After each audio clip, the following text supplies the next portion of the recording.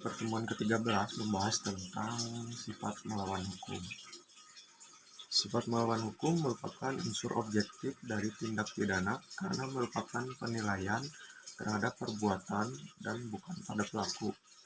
Suatu perbuatan dikatakan melawan hukum apabila perbuatan tersebut masuk dalam rumusan delik sebagaimana rumusan dalam undang-undang. Sifat melawan hukum terdiri dari yang pertama, sifat melawan hukum formil.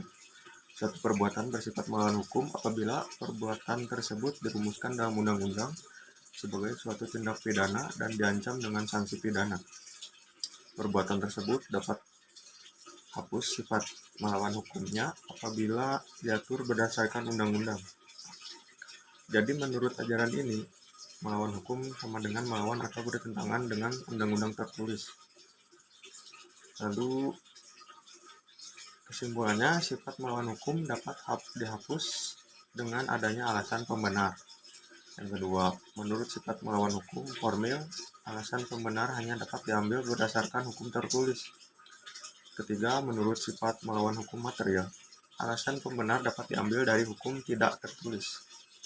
Keempat, ajaran melawan hukum formil sudah tidak dianut lagi sejak tahun 1963.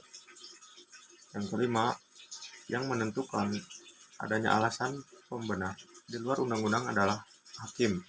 Apabila terjadi pertentangan antara hukum tertulis dan hukum tidak tertulis, hukum tidak tertulis tersebut harus dipandang adil dan benar oleh seluruh masyarakat umum. Rasa keadilan itu harus bersifat umum.